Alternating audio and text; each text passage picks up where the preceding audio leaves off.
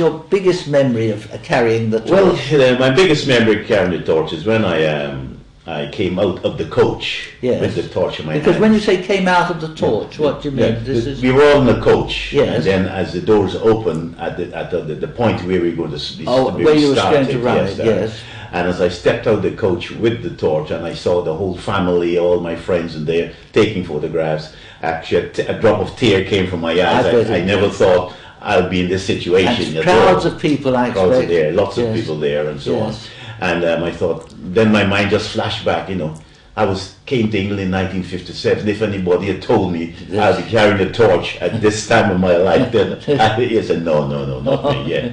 Because people thought that the torch was carried all the way around England, whereas in actual fact it was carried by coach between the towns, and you and your other torch bearers all carried it in those towns. So basically it was carried in the towns and went by coach in between. Because I think to have the carry from, for instance, if you start at Saxmundham, if you had someone running from Saxmundham to Wickham Market where I started, but what they did after Saxmundham, the coach took the torch, brought it to I see, yes. Well, it's understandable. It's well organised. It was, yes, the organisation there was tremendous. Yes. I think if the government can organise things as they did with the Olympic, we all would have money, lots of money in our pockets, yes. Well, but of course the torches themselves, you were given the option of buying. Yes, I paid £199. £199, but you've got a treasure which you'll treasure for the remainder of your life. This is true. And your family and family, I'm sure of it. But you've got great plans with that. Yes, the reason for purchasing the torch, I thought it would be a good idea to take the torch into schools to motivate the youngsters about education, respect, good manners. Which is I found since I came here in 1957, the manners about the kids here has deteriorated tremendously. Has it really? Oh, I'm sad to hear that. In fact, if you telephone at home and the child picks up the telephone and you said, "Hello, good morning." Yes. You get back, and that sort of thing. That's sad, all that sort of thing is I think is very bad, and we need to tell our kids how to answer a phone. Yes. And you need to motivate the youngsters. Right. Yes. Well, that's a jolly good thing to do with the torch, I must say. Yeah. And have you already started on the bookings with the schools for this? Yes, I've done so far. I've done 3 schools in Suffolk and 1 in Essex. Have you? That's very good. The reception I received with the kids, and they were so overwhelmed by seeing the torch. Everybody wants to touch it. In fact, at one school, I took 163 pictures. 163, all the children, every primary school child wanted the torch. I had a permanent smile on my face. I bet you did. What a lovely idea. It's a lovely idea. You ought to be congratulated on that, because that's a wonderful thing to do. And one of the inspiring things that happened, I went to one school in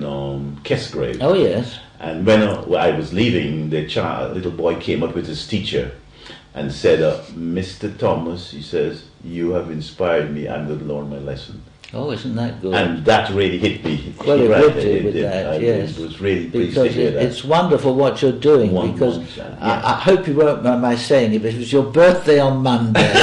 Yes, Can I be rude and say, how old were you? Well, I was 76 years of age. 76? On Monday. Well, that's really an inspiration. The fact that 76, you're going out to the schools, you've run with the torch, and you're inspiring the youngsters. Yeah, well, I've had a very good life. I can't complain. I had great experience of my travels in my past jobs overseas in various places. Yes. And so I want to give something back, and I've been living in Ipswich now for 44 years. 44 years. And I would like to give something back to the community. Yes. And this is why I'm embark on this.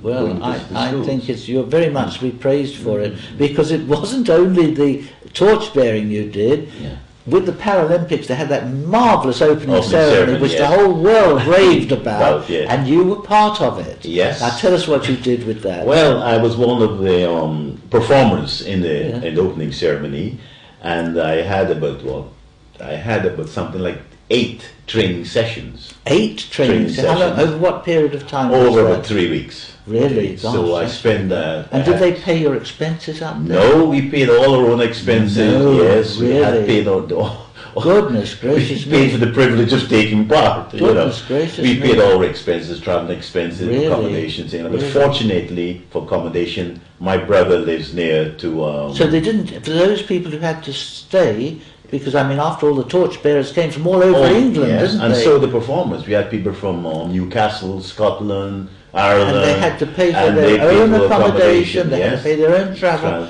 Gosh, that's inspiring. People don't appreciate how much they did. I think it's wonderful. The Olympics depend a lot on the volunteers. Yes. They made the Olympics, actually. Well, they did. There's no question about that. I said this is one of the reasons that you had the congratulation letters and certificates and things from Well, we'll be talking about those in a minute. But this opening ceremony, what did you do? Tell us about that. Well, I performed under heading navigation. Yes. And we were called the whirlers. Navigation. Yes. And we were called the whirlers. The whirlers. Yes. And they give us a costume. Yes. Would you like me to show you? We'd love to see the costume. Just hold. Well, first of all, what's that? This is the boots. They're the boots. You had to wear these Gosh, boots. they're very Swiss boots, aren't they?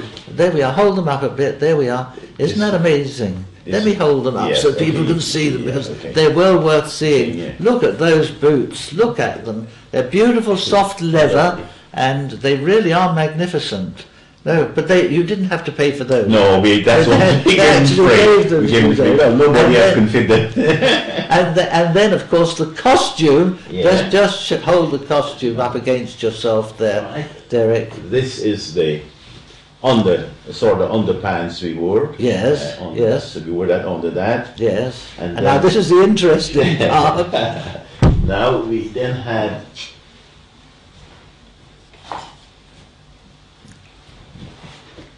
So you were a woman. Let me hold that up there. There we are. This is so everyone can see. Look at that lovely dress.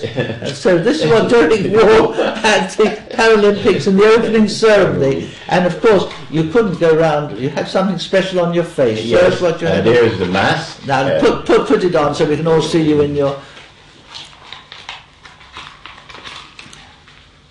Brilliant.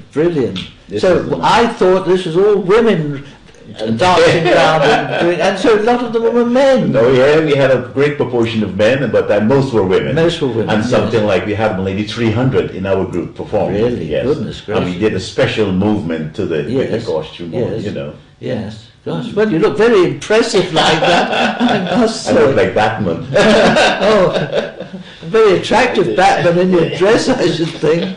That's brilliant. And then, so that took place for how long? How long did that go on? We were on for about 10 minutes. 10 minutes? That was very impressive. I can remember it. And you were the waves and the boats. We had to wave. I came in behind the boat. You were behind the boat? You don't remember that boat? Yes, indeed. And we had to be doing this performance, showing like waves. Very distinctive. Oh, goodness. But that was an unbelievable experience. It must have been. I never thought my heart was pounding all the time. Really? But, the only thing we never had, whilst you perform and you cannot see the rest of what's going on around you, But I thoroughly enjoyed that. And where did you go before you went on and after you came off? Well, we had a special room where all of us assembled. Oh, you weren't allowed to see it all? No, we couldn't see what's going on. So not only did you have to pay your own expenses and accommodation, do all that work, but you weren't allowed to see it at all? We didn't see what's going on. The only little bit we saw is while I was performing what's in our area, you know. Dear. But during the rehearsal we saw what was going on. You saw it in rehearsal. So I'm trying to get a CD or DVD of the whole performance. Oh yes. Well, I've got it recorded. You haven't got it recorded. So if you're stuck, I'll let you have one. Yes, I would like to see it because my daughter, I saw it on her television. And she just frees a little bit so she can see me. Oh, I see, yes. But it's very quick, everything. And I've got the whole lot recorded. Excellent. I'll get a copy of that. Remind me about it. I will do that. Thank you very much indeed. So that basically then, You didn't have anything to do with the closing ceremony? No, no. And did they invite you to the closing ceremony? No, we weren't invited to the closing ceremony. Weren't you really? No. Well, it makes you volunteers, it's a great credit to you, what you did, and I mean, I don't think people appreciated it. So may I, on behalf of everybody, the whole country, say a big thank you to you personally for all you did for that. I'm very pleased that I was able to take part. We were all so impressed with it, you know. I mean, I think it made a mark not only on all of England, but on all of the world, because it was so staggering altogether, and it's put people, you know, who are challenged people, it's put them in a different light now. People don't see the wheelchair, they see the person. Yes. Which is, in fact, it's unbelievable how those people perform with the wheelchairs. I think it was... And they were very, very good indeed. Well, I think it was an incredible performance, and I think, you know, we can't say enough. Well, I get telephone calls from America and Canada about the holding pit from my friends who live in Soy. Yes, and I'm sure. They marvel at it, and that's right. Send pictures. And when is the next one? Oh, it is in Brazil. In Brazil, is it? 2016, I think it is. Is it? Yes. Well, they'll have a hard act to beat following you. They're trying their best. Well, we'll come back to the Paralympics, but I'm fascinated by your activities with before we finish, your certificates. You've got, they've actually acknowledged it, which I'm pleased to say. You had something very special from Lord Coe, didn't you? Yes, I had almost a certificate here from Lord Coe. Now, if you can hold that up so the viewers can see it. Now, this has only just arrived, hasn't it? So it's going to be framed and really made to look something. Yes. But at the moment, you can see it. Derrick's just received it, so he's got this certificate from Lord Coe, which will be pride of place. Yes. And if you let us have a copy, we'll hang it up in the studio. Right. And what else have you had? I had a letter. I saw this letter came 10 Downing Street. Yes. So I thought, we haven't got a 10 Downing Street in Ipswich, so when I opened it, it was from the Prime Minister. From the Prime Minister? Yes. What did he say to you? He's thanking all the volunteers for taking part in the holding pits. Isn't that wonderful? How we have made the games and all the rest of it. Yes. So this is not a treasured possession. Now that would be I don't think I'll one. get another letter from the Prime Minister in a hurry. Well, that's for sure. I think that's, and the last one. And the last one is from the council. Well, isn't that good? Because I can't praise the Suffolk Coastal Council enough. They do so much for people and for the what's it, and it's so nice to think that you did that service for the community, and the council sent you a special certificate commending you on it. So, generally, I think we all commend you on it. Oh, thank you very much indeed. But, it's an honour to do it, actually. But you've got something very big coming up next week, I think, haven't you? So, tell us a little bit about that. Well, I've been privileged to be Master of Ceremony at the past 3 James Bond film premieres here in Ipswich. Have you really? Yes. Which were they? Tell us. They were Live and Let Die. Yes. We had Quantum of... I'm sure somebody... everybody will know it. And then the third one. What was the third one? You've done 3. 3 of 3. And now there's the fourth one coming up now. Which is the Skyfall. Skyfall, yes. And that is in aid of the charity of the East Anglia Air Ambulance. Oh, is it? Oh, that's a wonderful charity, the Air Ambulance, because they save so many people who are in problems, and they bring, come by helicopter and pick them up and take them to hospital. They've saved so many lives, so it's a wonderful charity to be working for. Yes. That's next Friday, that's the 25th. And where is that taking place? That's taking place at Carnival Park in Ipswich, which is the Liquid Club. Liquid Club in the Cardiff Park. It's a big club, and we assemble there. Yes. And from there we go across to the cinema. Oh, I see. Isn't that wonderful? Now, as Master of Ceremonies, what does that entail? You do? I welcome everybody to the show, and then I introduce the speakers. We do the raffle. Yes. We have a James Bond watch for £4,000 in a raffle. Oh, I see. So people can win a James Bond watch. And is that a genuine one? No, you must be £4,000. So we have that, and quite a few. It's a very nice evening. So I think the tickets are £50 for the evening. £50, goodness. £50, and all goes to charity. Yes, so isn't that good? So generally people get all dressed up in an evening wear. Isn't that nice? Oh, yes, it's one of the big shows in Ipswich. And that's this coming Friday? That's this Friday the 25th, next Friday, a week tomorrow. So it's worth a trip into Ipswich to see that. Yes. That's amazing. So that's what I'm involved with. And you'll be in your Yes, I'll be my Toastmaster outfit. If I could just show the viewers this, this is Derrick as a Toastmaster, and of course this is his other forte. Tell us a little bit about your Toastmaster. Well, I had the idea of being a Toastmaster going back when I was about 16 or 17 years of age. Yes. In Guyana, where I was born, Guyana, South America, where I was born. When there's a political meeting, the candidates always we never had a conference hall to go and listen to the Prime Minister or any of the other people. So most of the talks were on the side of the road, on a soapbox. Yes, on a soapbox. Yes, they stand on a soapbox and they speak to the audience. And they actually stand on a soapbox. Yes, actually. So that expression is yes, true. that's what we call it. True, yes. It's true. There. Yes. And being the weather in Guyana is warm, there's no problem there. Yes. And normally, here kids are invited to sleep over and at the other girlfriend at the age of 16. But in Guyana, that wasn't allowed. No, it wasn't allowed. No, that was very strict. Because they're very strict with very strict children in yes, those days. Right. So if you want to chat a girl up, you wait until she comes to the political meeting with her mum, and you will nudge, and you have a chat. Of course, all school stuff you talk about. So one day, when our late Prime Minister, Mr. Forbes Burnham, was giving a speech, I thought, I would like to speak like him, do something like that, And this thought remained with me all through my career. And when I was due to retire from financial services, I thought I need to do something in my retirement. Yes. So I phoned the Guild of Toastmasters and said, look, my name is Derrick Thomas. I would like to become Where was the base of that? That's in London. In London, yes. In London. And I said, I would like to be a Toastmaster. Can you give me some information? And this big growling voice came over the phone. Yes, he says. He says, but it's really expensive, I says, how much? He says it'll be £2,700 plus VAT. This is training. This is training to be a Toastmaster. Do they provide the No. That's extra on top. Oh, on top of that. Goodness so I then had it knocked me back a little. Yes.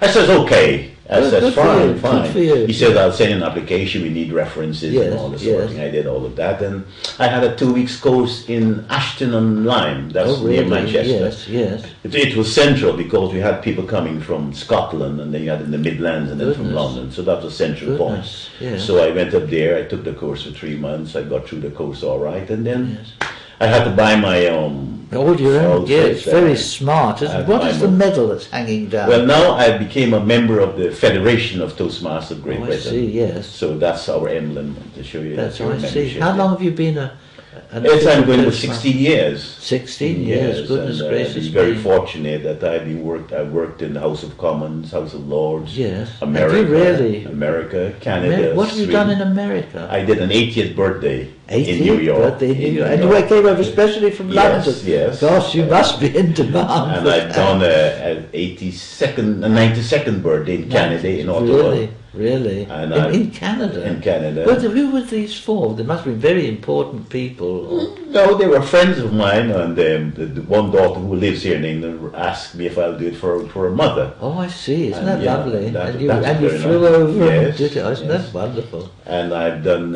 it must have been a great hit, I should think. Oh, yes, everybody wants to take a photograph. They wouldn't have seen a British Toastmaster. Yeah. How does the expression Toastmaster originate? I think it came back in sort of the early 19th century. I see, Victorian days. Yes. And people giving a toast. Yes. And this is how it all evolved. I see. Yeah. So I suppose a big function, somebody would actually do it. And now, because today the Toastmaster actually is like the Master of Ceremonies, isn't he? Yes. And what sort of events do you do? I do weddings, I do conferences, I do birthdays. So weddings, I think, must be a big thing for you. Yes, and it used to be, let's say about 5 years ago, it was very much, but things have, I guess, because of financial situation. Yes. But what a lot of people don't realize, a Toastmaster really takes over the reception of the function, make sure everything runs smoothly. You do the receiving line. The bride and family meets there. So it starts right from the beginning. Right from the beginning. The Toastmaster actually is with them to receive the incoming guests. All the rest. And from there you introduce all the speakers and make sure all the speeches are said in the right order. Really you liaise with the caterers, with the photographers, arrange the sticking of the cake, and Because it must be difficult with the photography, because nowadays I go back to the days when the photographer was lucky if he had 2 minutes to take a quick. But now it goes on for hours. This photography, doesn't it? And you organise all of it. Yes, you have to, and then you liaise with the actually you see the parents and the bride and groom before. I generally visit them but 6 weeks before the wedding. Oh, I see. To find all the names of the people who's going to speak, the bride's father, the whole family. Yes. So you have a picture of what's going to take place. Yes. Then I go and visit the venue. Oh, of course. To make sure everything is yes. where I want it to be. Yes. And I speak to the caterers and so on.